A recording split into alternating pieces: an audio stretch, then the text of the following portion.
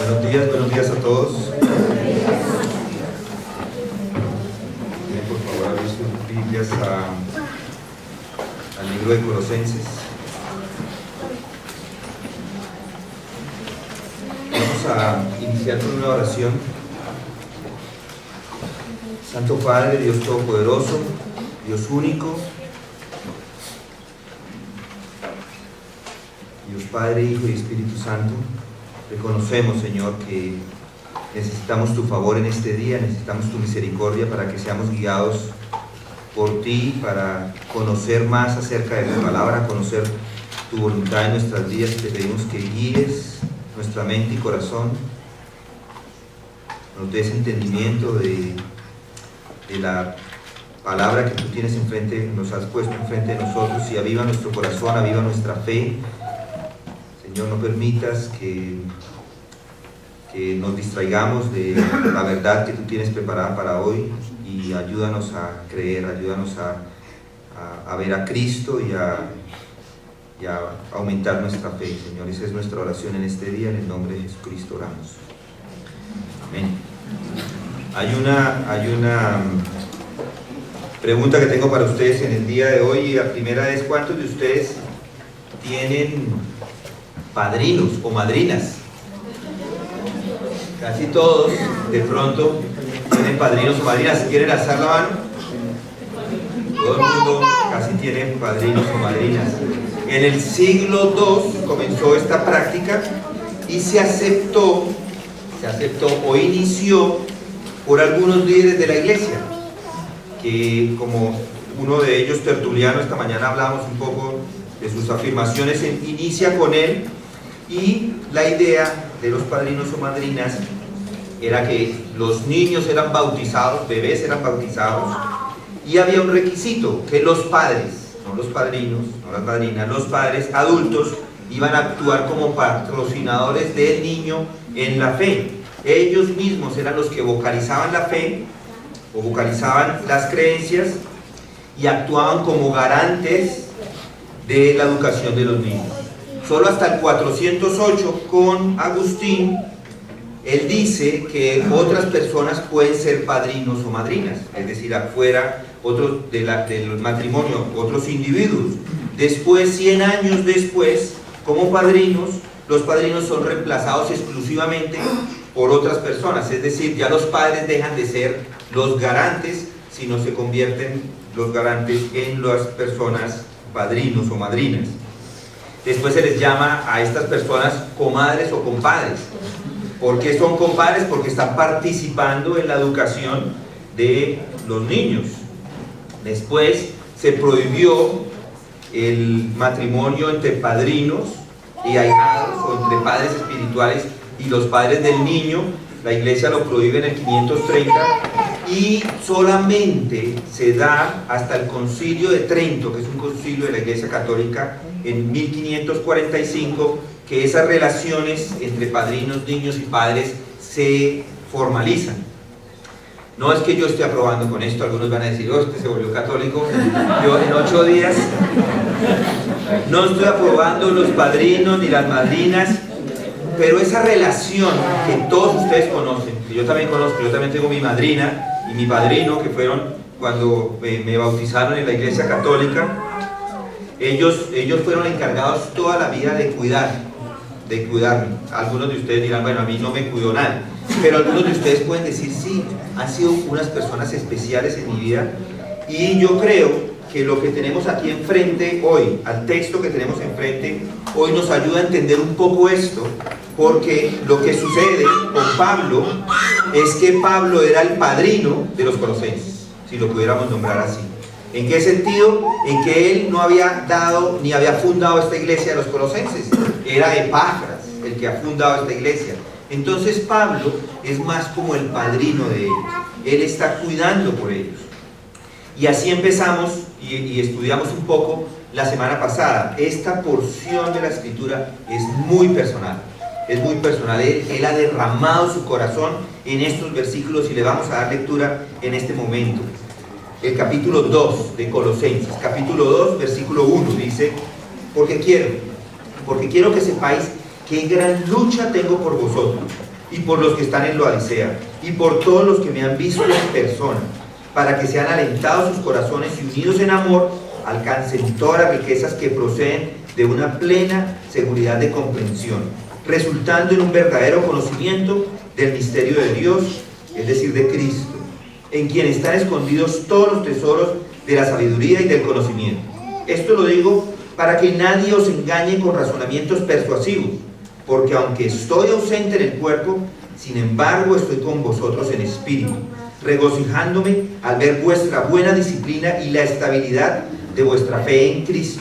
Por tanto, de la manera que recibisteis a Cristo Jesús, el Señor, así andad en Él, firmemente arraigados y edificados en Él, y confirmados en vuestra fe, tal como fuisteis instruidos, rebosando de gratitud. Y un poco la semana pasada estuvimos hablando ya de los dos primeros, si decirlo así, actitudes de Pablo, expresiones de Pablo que nos mostraban su preocupación por la iglesia de los colosenses, y por eso pensamos que esa preocupación que tenía Pablo por ellos la podemos nosotros también de alguna forma verla como un modelo. Y él inicia con una preocupación por el ministerio de la iglesia, o nos lo muestra en el primer versículo, para que sepáis qué gran lucha tengo, qué gran agonía tengo por ustedes, es lo que dice Pablo. Pablo se gozaba inclusive en el sufrimiento. Algunos dicen, bueno, pero para sufrir, ¿quién se goza en el sufrimiento? No muchas personas se gozan en el sufrimiento, pero Pablo sí. Pablo se gozaba en el sufrimiento porque había sido genuinamente salvo, y él genuinamente estaba detrás por el corazón de estas personas. Habían unos enemigos que eran falsos, que estaban menoscabando el ministerio de la palabra de verdad, o el ministerio inclusive de Epafras, que había sido la persona que había fundado esta iglesia.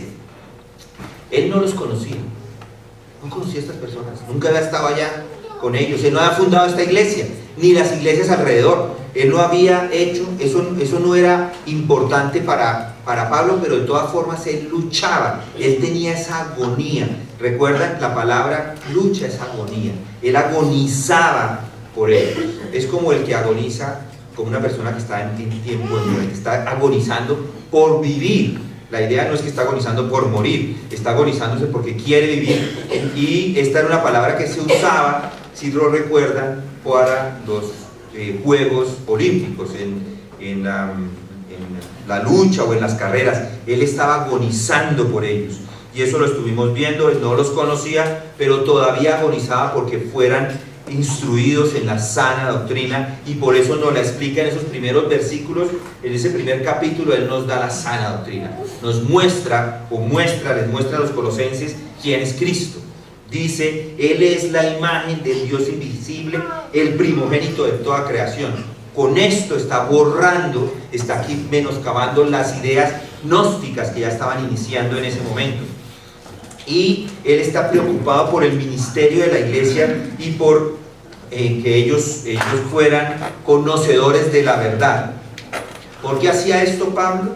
Porque era instrumento de Dios. Era un instrumento que Dios había usado y se lo había dicho. De antemano le había dicho a Ananías, le dijo a Ananías, porque Pablo es un instrumento escogido mío. Él lo había escogido para llevar su nombre en presencia de los gentiles, de los reyes y de los hijos de Israel. Y eso, por eso Pablo lo estaba haciendo. Tenía en su momento, era un incrédulo, tenía un corazón de piedra que fue reemplazado por un corazón de carne, y eso se demostró en amor por los gentiles.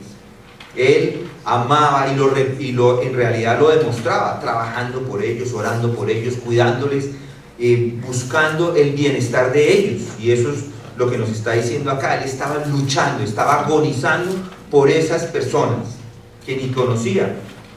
No solamente, y estuvimos estudiando esto también, no solamente era por las personas de Colosas, ese era su corazón. Su corazón era un corazón amoroso por todas las personas, por todas las iglesias. Además de eso, de ver esa gran lucha de él por ellos, por los de Laodicea, que dice ahí, y por todos los que no me han visto en persona. Además, él tenía, o nos muestra en estas palabras, cuál debe ser el centro del ministerio de la iglesia. Y ahí lo dice, para que sean alentados sus corazones y unidos en amor. Él inicia con ese fortalecimiento de los corazones, con ese paracleto de corazón, que sean alentados en el corazón. Y estuvimos también viendo que el corazón, la idea no es el corazón, en realidad el corazón está haciendo referencia a la mente. Entonces, si quisiéramos ponerlo en las palabras que todo el mundo entendía en ese momento, sería para que sea alentada su mente. Claro que en el original dice corazón, pero ¿por qué la diferencia? Es porque corazones era la forma que los judíos expresaban el entendimiento o el conocimiento o la voluntad humana. El intelecto lo ponían en el corazón. Cuando querían hablar de los sentimientos, hablaban de las ¿qué? Entrañas, de las emociones. Era ahí donde estaba. Entonces Él les está hablando a la mente. Él quiere que sean alentadas esas mentes, además que sean unidos en amor, y todo esto para que alcancen las riquezas que proceden de una plena comprensión o seguridad de comprensión, resultando en un verdadero conocimiento del misterio de Dios, es decir, de Cristo. El centro es Cristo. Esa es la idea. El centro debe ser Cristo. Y hoy vamos a ver y vamos a iniciar un poco más allá. Vamos a iniciar con los versículos que continúan, el 4 y el 5, y vamos a ver la motivación del ministerio de la iglesia. Entonces ya vimos un poco la preocupación de Pablo por el ministerio de la iglesia, y eso debe ser un ejemplo para nosotros. Él agonizaba por la iglesia. Vimos el centro del ministerio de la iglesia, que es conocer y amar para que ese misterio de Cristo sea revelado. Y ahora vamos a ver la motivación del ministerio de la iglesia, y es que la verdad sea proclamada. Miren lo que dice el versículo 4, dice: esto lo digo para que nadie os engañe con razonamientos persuasivos, porque aunque estoy ausente en el cuerpo, sin embargo estoy con vosotros en espíritu, regocijándome a ver vuestra buena disciplina y la estabilidad de vuestra fe en Cristo. Pablo estaba motivado para decir todo lo anterior, versículos del 1 al 3 del capítulo 2, inclusive los capítulos anteriores, porque le preocupaba que los colosenses fueran o estuvieran siendo desviados. Él les amaba sin conocerle, pero no quería al mismo tiempo que los falsos maestros se metieran y les engañaran. Esa es la idea. Esto lo digo, dice en el versículo 4, esto lo digo para que nadie os engañe con razonamientos persuasivos. La primera parte de ese versículo 4 nos ayuda a ver esa motivación. La ve de una forma negativa, para que nadie los engañe con mentiras persuasivas, sino que ellos luchen por la verdad, que se esmeren, que hagan un esfuerzo adicional por la verdad. Los ingeniosos gnósticos, que de todas formas eran personas que no estaban no los estaban engañando con mentiras que nadie las cree. Ellos estaban engañando a las personas con mentiras creíbles. Ellos estaban torciendo el evangelio, estaban torciendo las verdades, y no querían que los creyentes disfrutaran plenamente de los tesoros de la sabiduría y del conocimiento de Cristo. Ellos, los colosenses, estaban siendo engañados con argumentos que negaban el fundamento de la fe cristiana. Los gnósticos decían: nosotros tenemos el conocimiento, pero nadie más. Ellos se creían superiores a todas las personas. Hay una nota que cabe aclarar: los gnósticos no inician sino hasta el año 200. Es decir, no estamos en el año 200, pero son esos pensamientos gnósticos, y la idea de usar la palabra gnósticos en este contexto es para que tengan ustedes la idea de qué es lo que estaba sucediendo. Los gnósticos inician en el 200, pero ya había unos gnósticos incipientes en este momento, por decirlo así. Estas personas eran mentirosos, y Pablo es un apasionado por la verdad. Él les dice, no se dejen engañar. Las doctrinas de los falsos eran doctrinas de demonios, como Pablo dice en 1 Timoteo 4:1, dice, pero el Espíritu dice claramente que en los últimos tiempos algunos apostatarán de la fe, prestando atención a espíritus engañadores y a doctrinas de demonios. En otro evangelio, o en otra carta, no evangelio, en Gálatas 1:8 dice, pero si aún nosotros, o un ángel del cielo, os anunciara otro evangelio contrario al que os hemos anunciado, sea anatema. La verdad es importantísima. Y luego continúa, dice, como hemos dicho antes, también repito ahora, si alguno os anuncia un evangelio contrario al que recibiste, sea anatema. Anatema sea expulsado, sea fuera, expulsado de la comunión. La verdad es muy importante. El efecto de considerar, el efecto de simplemente considerar una enseñanza que negara la divinidad de Cristo y su suficiencia para salvar es letal. Para ellos como lo es para nosotros. Nos lleva a la muerte. Si usted no entiende quién es Cristo, como lo debe entender, quién es Cristo, el Hijo de Dios, eso lo lleva a morir. Es triste. Los falsos maestros siempre sustraen elementos del Evangelio o agregan elementos al Evangelio, y ambas son mentiras, y el resultado siempre es el mismo. Un falso evangelio lleva a las personas a la perdición. Pablo le da a los Gálatas que acabamos de leer esa advertencia importante en los días de Pablo, y que es importante para nosotros hoy, para usted hoy. Hoy estamos expuestos a todas las mentiras. Antes era más difícil porque había que comprarse un libro, habría que leerlo, habría que esperar a que llegara, si lo pedían de alguna parte, que un libro de herejía, si uno quería leerse algo que no estaba de acuerdo con las doctrinas. Hoy todo está disponible. Hoy podemos ir al internet y encontrarlo todo. La comunicación es mucho más sencilla. Es tanta fuerza que ha cogido el internet que la gente le da el crédito a cualquier cosa escrita en el internet. Uno puede escribir cualquier cosa y la gente le cree. Es tanto así que esta semana estuvieron unas personas en mi casa y alguien estaba discutiendo la palabra Yolanda. La palabra Yolanda, ¿de dónde existe la palabra Yolanda? Entonces él buscó en el internet, vea, la Yolanda dice, viene del griego Yol y Landa. Del griego Yol y Landa, yo me quedé pensando, está escrito ahí, dice Yol y Landa. Y Landa es como de land, en inglés, tierra o algo así, pero no es ni siquiera, no es la misma palabra. La gente lo escribió y él lo creyó, que es lo peor. Uno debe tener cuidado con el internet porque hay todo tipo de información y mucho de ello hay error. No todo, no estoy diciendo que ahora vamos a todo el mundo a apagar los computadores y ya está. No, hay cosas que nos sirven, pero hay predicadores allí, hay verdades que no son verdad, son mentiras, la gente las escribe.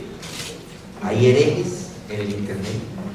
YouTube está lleno de predicaciones, no todas son buenas, hay muchas malas. El apóstol, piensen en el apóstol Pablo. El apóstol Pablo no se podía ni imaginar el internet, no, él no tenía ni idea de lo que venía, pero nos ha dado una verdad que es hasta el día de hoy verdad, y es: no se dejen engañar. Es lo que está diciendo, que nadie os engañe con razonamientos persuasivos, y eso va para cada uno de los que estamos acá. No se dejen engañar por el bien de vuestras almas. No debe haber un conocimiento profundo y creciente de Cristo y un amor entre nosotros, entre los cristianos. Un conocimiento de la verdad es prioritario para todos. La verdad debe ser ese deseo, esa pasión por conocer lo que es verdad y que nadie los engañe. Y esa es la motivación de Pablo a una iglesia. Esa es la motivación de Pablo hoy. Para nosotros también es nuestra motivación.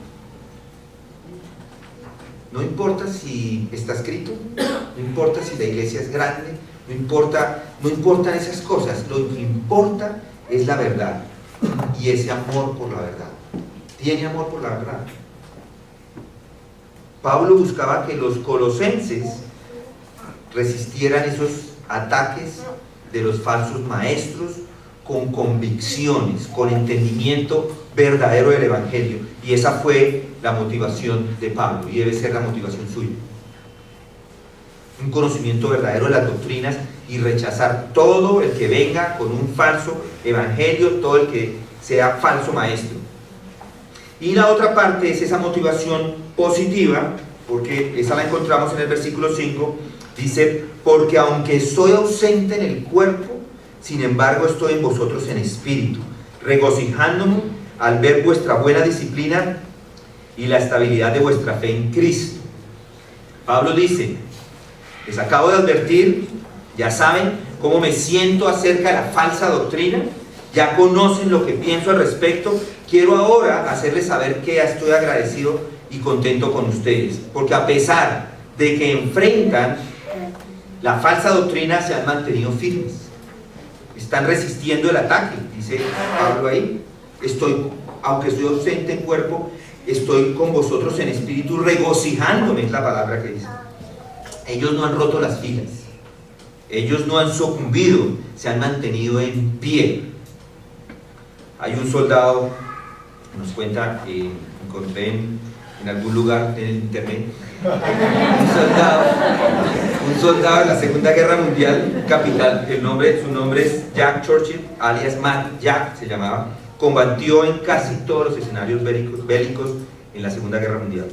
Entre sus peculiaridades estaba combatir con una espada, dominaba el arco y las flechas, y también usaba intimidar a los enemigos con una gaita escocesa que tocaba para darles rabia a las tropas y cargarse contra el enemigo.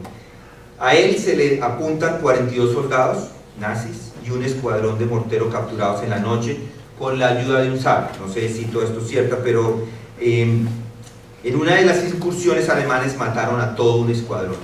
Solamente lo encontraron a él. Cuando lo encontraron, el hombre estaba tocando la gaita. Lo metieron al calabozo, se voló 2 veces, o a un campo de concentración, se voló 2 veces, pero él dijo una frase, dice: si no fuera por esos malditos yanquis, podríamos haber alargado la guerra otros 10 años. Él le encantaba la guerra al hombre. Y ese hombre no quería tener paz con los enemigos.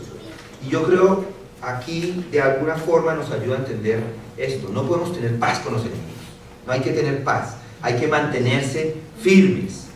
No podemos tener comunión con la mentira. Pablo desea la verdad y que la verdad traiga como resultado que los creyentes sean fortalecidos en sus corazones, unidos en amor y seguros en su entendimiento. Noten el espíritu, dice: porque aunque estoy ausente en cuerpo, sin embargo estoy con vosotros en espíritu. ¿Qué significa eso si nunca había estado? Pues es que él estaba unido a ellos, a los colosenses, como los colosenses están unidos de la misma forma a Cristo. Ellos, Pablo unido en espíritu a Cristo, los colosenses unidos en espíritu a Cristo, es el mismo espíritu. Entonces esa es la motivación de Pablo. Él luchaba en su nombre, oraba por ellos, agonizaba por ellos, porque estaba unido en espíritu por esta iglesia. Además se regocijaba. La motivación de Pablo era que la iglesia le traía gozo para que pudiera estar unida en amor para alcanzar ese misterio de Dios, es decir, Cristo. ¿No debería ser esa su pasión también? La verdad de Cristo. Rechazar los falsos maestros y unidos por la verdad del Evangelio, siendo disciplinados y estables en la verdad de Cristo. Es lo que dice ahí acerca de los colosenses. Uno debería hacer esta afirmación: tú, Cristo, eres todo lo que quiero. Esta debe ser nuestra oración. Yo no quiero nada más, yo te quiero es a ti, Cristo. Por encima de todo, hoy, en este día, te buscaré. Mi anhelo es conocerte más. Esa debe ser nuestra oración.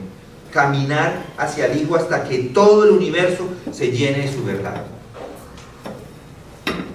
Entonces, la motivación es Cristo. Ahora vamos a ver la tarea del ministerio de la iglesia.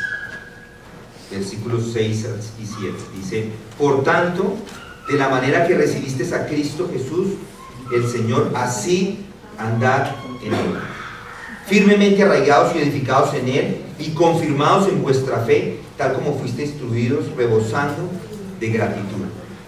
Ese versículo 6 es una exhortación que se basa en lo que el apóstol acaba de decir en esos primeros versículos, desde el 2 hasta el 5. Dice, por tanto, es un resultado, es el resultado de algo, ya que estos creyentes estaban convencidos de la verdad de Cristo, ya lo conocen, y que se encuentran persuadidos del Evangelio, ya lo sabían. Pablo ahora les dice: continúen donde están, no se muevan, sigan en el camino que van, no cambien la forma de pensar en cuanto a Jesucristo, no se dejen persuadir, caminen ahí, anden en Él, es lo que está diciendo. No cambien su cristología. Cristología es el entendimiento de Cristo, no lo vayan a cambiar, les está diciendo, y anden en Él. Andar siempre hace referencia como a caminar o andar con un patrón de creencias o de conducta en Él. No solo de su sistema doctrinal no tiene que cambiar, sino que su estilo de vida no debe cambiar. Deben andar como Cristo anduvo. El apóstol Juan en su primera epístola lo dice de esta manera: el que dice que permanece en Él debe andar como Él anduvo. Primera de Juan 2:6. ¿Cómo anduvo el Señor? Él anduvo en humildad, en amor, en verdad, en santidad. Él anduvo en la voluntad del Padre. Acá en Colosenses nos da unas indicaciones de cómo andar. Pero antes de ir allí, miremos lo que significan algunas de las palabras que encontramos ahí. De la manera que recibiste a Cristo. Ellos habían recibido a Cristo, ellos habían experimentado la recepción de Cristo. Esa recepción de Cristo, eso haber recibido a Cristo, se expresa en un andar. ¿Cómo fue el inicio espiritual suyo? Piensen en él. ¿Cómo fue el inicio espiritual? ¿Cuándo nacieron de nuevo? ¿Cuándo recibieron a Jesucristo como Señor y Salvador? Ese recibirlo significa mucho más que simplemente aceptarlo. Los colosenses recibieron la enseñanza y la tradición transmitida acerca de Cristo. No lo recibieron simplemente como Jesús o como Cristo, sino como todo. Lo recibieron como el Cristo, el ungido, el Mesías. Lo recibieron como aquel que cumplió todas las profecías mesiánicas del Antiguo Testamento. Él era Jesucristo, su divino profeta, su sacerdote, su rey. Lo recibieron como Jesús, una persona que vivió en la historia, que estaba enraizada en la humanidad a través de la encarnación. Ahí quedó. Así que lo recibieron como el capitán de la salvación de sus vidas. ¿Y cómo lo recibieron? Rechazando la salvación en cualquier otro nombre. Hechos 4:12. Y en ningún otro nombre hay salvación, porque no hay otro nombre bajo el cielo dado a los hombres por el cual podamos ser salvos. No hay otro nombre. Y lo recibieron como Señor. Señor reúne todo lo que Pablo está diciendo hasta este momento acerca de Cristo a los colosenses. Es decir, le recibieron a Él. Es recibirle integralmente. Cuando los colosenses lo recibieron con pleno conocimiento de esta enseñanza. Se inclinaron a Él como el Señor, como el soberano. Un hombre, Billy Graham, que murió hace no tanto, no recuerdo exactamente su fecha, pero hace no tanto. Y él escribió algunas palabras. Algunos dirían: uy, ¿cómo va a citar a Billy Graham? Pero al principio el hombre tenía una doctrina más ortodoxa. Escribió estas palabras que me parecen excelentes. Dice: no se puede decir que ningún hombre se haya convertido verdaderamente a Cristo que no haya doblado su voluntad hacia Cristo. Puede dar su consentimiento intelectual o afirmaciones de Cristo y puede haber tenido experiencias religiosas emocionales. Sin embargo, él no está verdaderamente convertido hasta que no haya entregado su voluntad a Cristo como Señor y Salvador. Y esto es perfectamente correcto. Spurgeon habla de esto igual, dice: es interesante notar que los apóstoles predicaron el señorío de Cristo. La palabra Salvador aparece solo 2 veces en los Hechos de los Apóstoles. Hechos 5:31 y 13:23. Por otro lado, es sorprendente notar que el título Señor se menciona 92 veces. Señor Jesús 13 veces, el Señor Jesucristo 6 veces. En el mismo libro, el Evangelio es: cree en el Señor Jesucristo y serás salvo. Ese es el Evangelio. El punto de Pablo es que los colosenses habían recibido a Cristo como Jesús, como Señor, y que permanecerían a salvo de la seducción espiritual, de la apostasía, si continuaban caminando en una sumisión hacia Él. Y eso es lo que hoy para cada uno de nosotros es importante. Hay que caminar en esa sumisión a Jesucristo permanentemente. Hoy también usted debe estar resistente a esas influencias gnosticiadoras, si existe esa palabra, que nos rodean, que cambian la realidad de que Cristo Jesús no es Señor, o que Jesucristo debe ser nuestro Señor. Bogotá está plagada de esto, está plagada de iglesias llenas de gente, pero tienen doctrinas defectuosas acerca de Cristo. Hay un edificio no lejos de donde nosotros estamos, en la calle 116, y dice un letrero grandísimo: Scientología.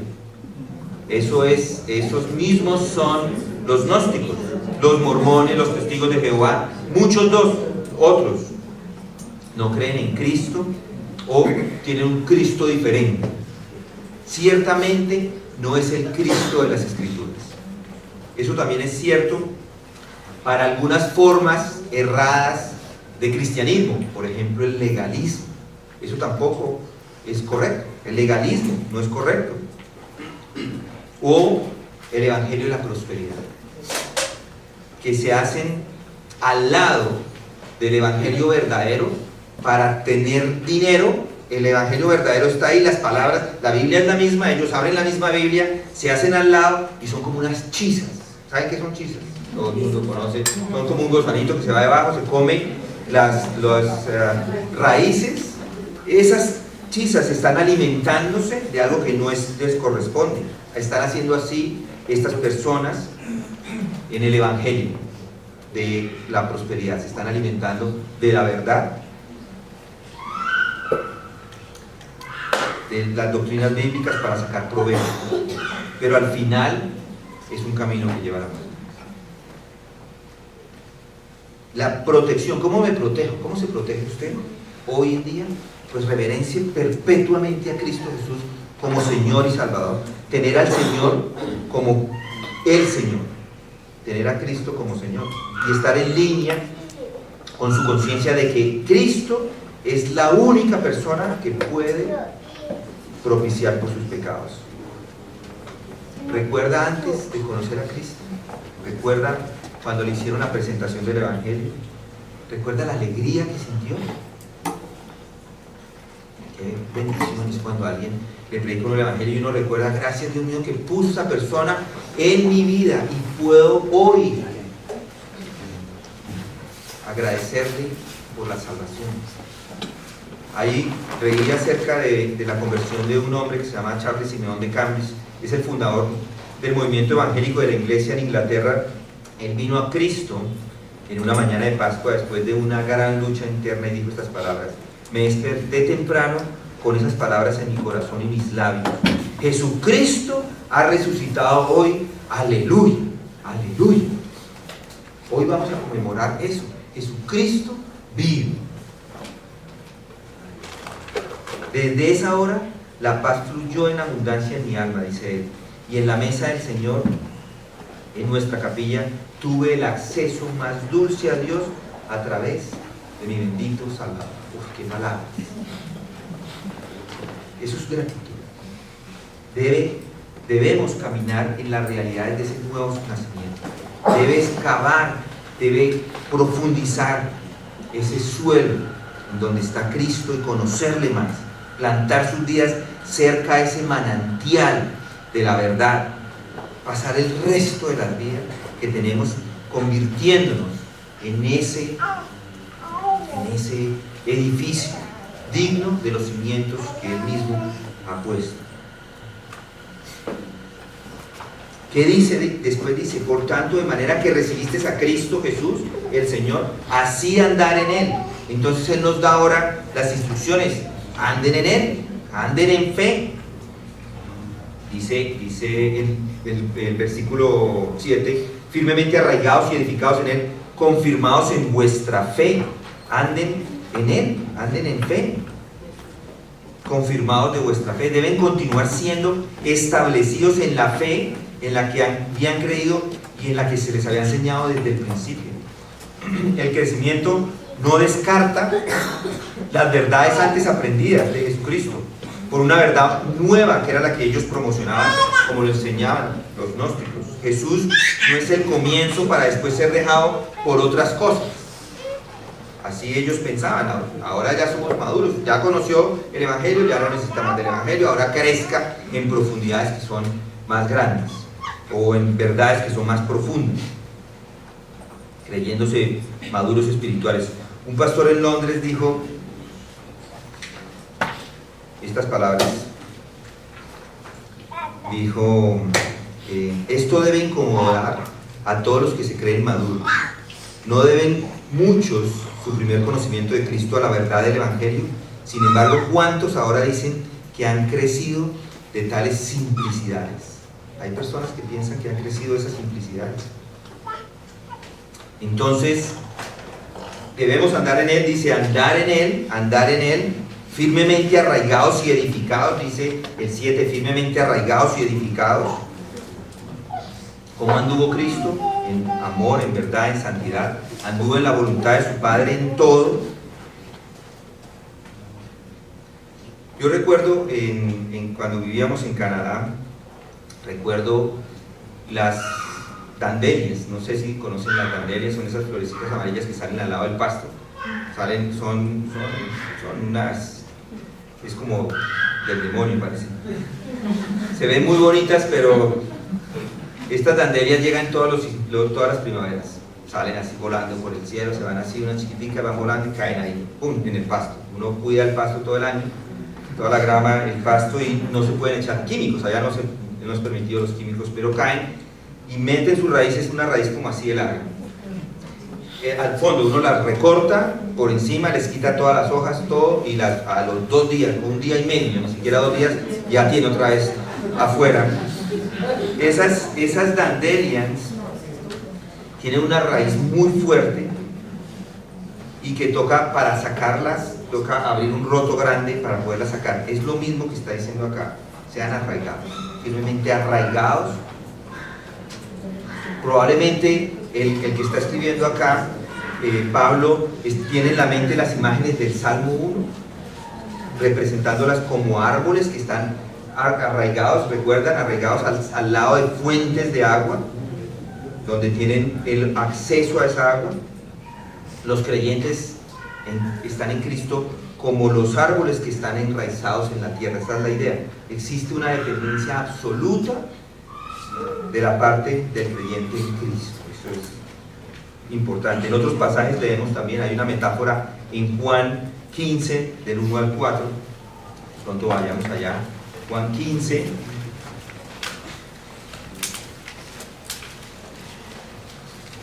Juan 15, del 1 al 4 dice: yo soy la vid verdadera. ¿Ya todos están ahí? Yo soy la vid verdadera y mi Padre es el viñador. Todo sarmiento que en mí no da fruto lo quita, y todo el que da fruto lo poda, para que dé más fruto. Vosotros ya estáis limpios por la palabra os he hablado. Permaneced en mí y yo en vosotros. Como el sarmiento no puede dar fruto por sí mismo si no permanece en la vid, así tampoco vosotros si no permanecéis en mí. Esa es la idea. Cuando más profundas y más extendidas sean nuestras raíces en Cristo, mayor es la sombra, mayor es el fruto, mayor es la belleza que podemos brindar. Normalmente con árboles la regla general es que lo que se ve por fuera es lo que hay por dentro de la tierra. Entonces, mientras estemos más profundos en el conocimiento de Cristo, más podemos expresar su amor, su belleza, dar fruto. Luego dice en Colosenses, edificados, dice arraigados y edificados en Él. Edificados en Él es como creyentes, el fundamento para los creyentes es Cristo.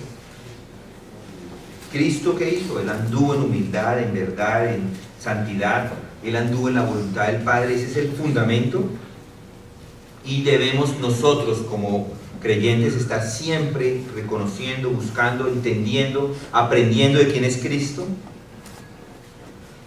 y creciendo en Él. Además,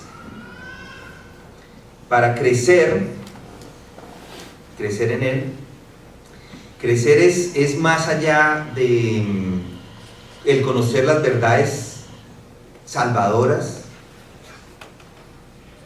La idea es obtener ese conocimiento esencial de Cristo, como lo dijo el Rutherford, dijo, por corazones y mentes que sean más grandes para que puedan entenderla más de Cristo. Es conocer, es aprender más de Él.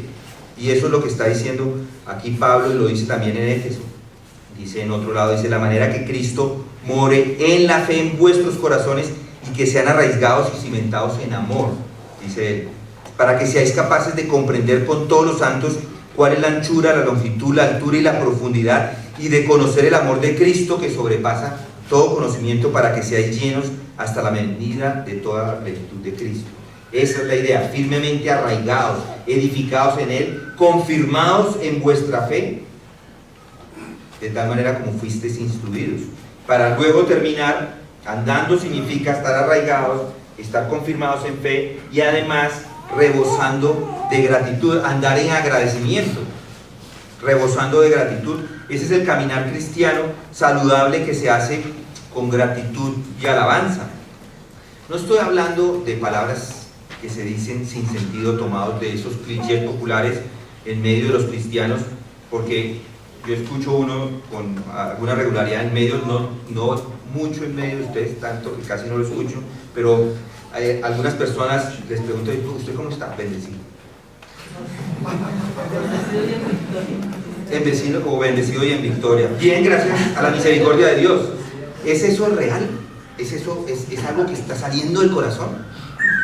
Ojo con las palabras que simplemente no dicen nada, que son palabras vacías, para demostrar que está agradecido, pero en realidad son falsas.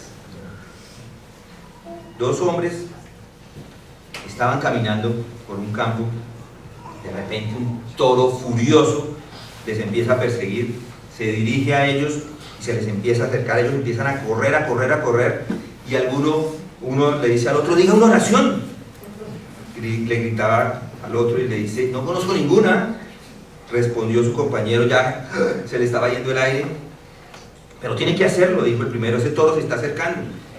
Está bien, gritó su amigo, rezaré por la única que conozco.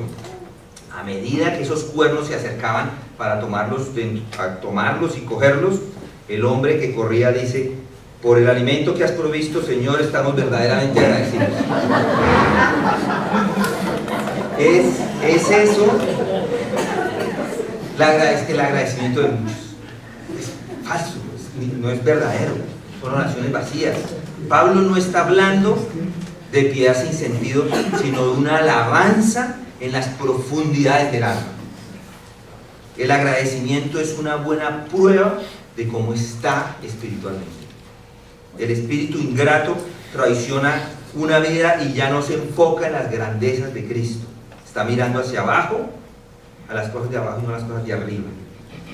Los corazones agradecidos proclaman al mismo tiempo que tienen salud espiritual. Alexander McLaren escribió estas palabras, dijo, la vida que está totalmente influenciada por la acción de gracias será pura, fuerte, feliz, usando los dones y dando honra al dador de la vida.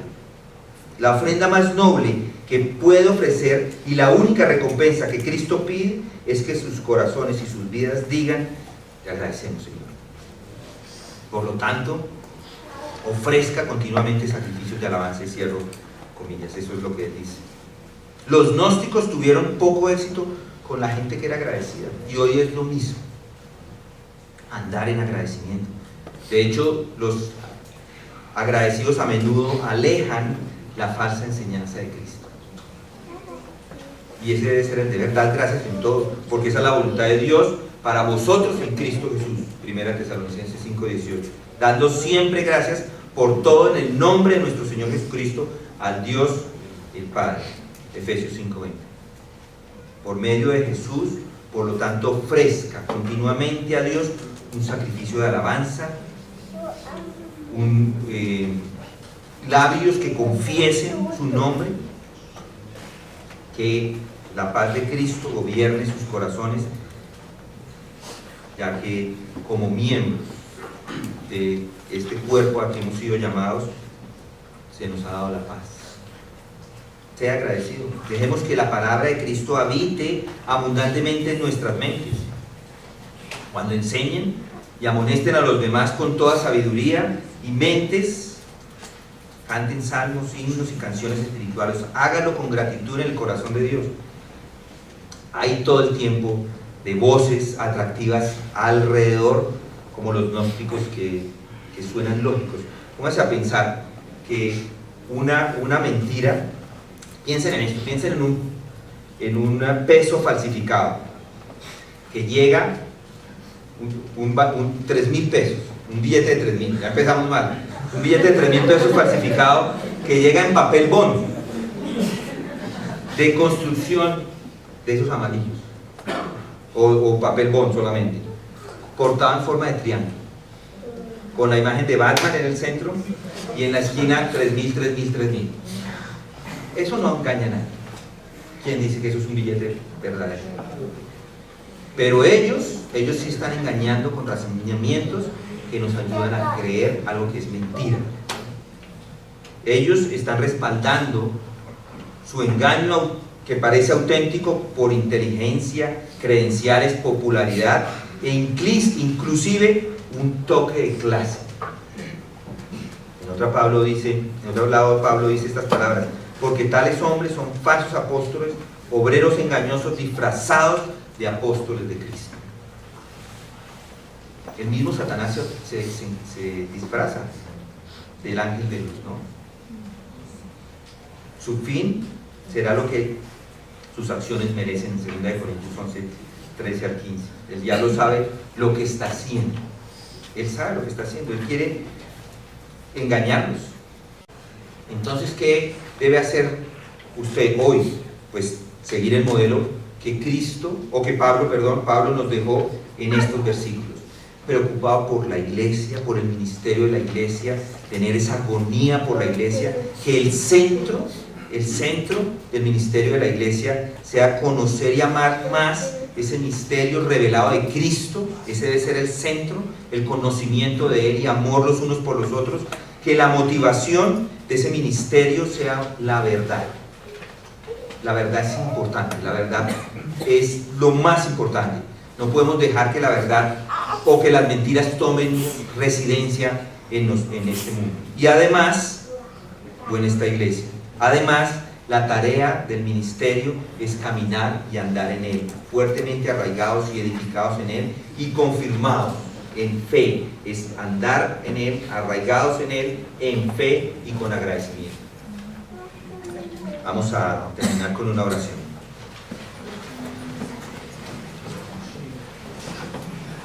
Padre, gracias te damos por tu palabra. Gracias porque en ella encontramos todo lo necesario para vivir con piedad. Y hoy te pedimos que estas palabras, estos versículos que Pablo nos ha dejado, se vuelvan el centro de nuestras vidas, de nuestro ministerio, de nuestra iglesia. Señor, que nos preocupemos por ella, que tengamos un corazón deseoso de que la iglesia crezca, se edifique. Además, Señor, que busquemos ese conocimiento de ti acerca de todo lo que eso significa, las profundidades de quién eres tú. Señor, ayúdanos también a amarnos los unos a nosotros, que ese misterio esa revelación la podamos entender con claridad por medio de conocer y de amar. Además, Señor, que la verdad sea lo que nos mueve y que caminemos, Señor, en tu palabra día a día, que nos memoricemos estos versículos de ser posible para conocer y meditar en ellos todos los días. En el nombre de Jesucristo oramos.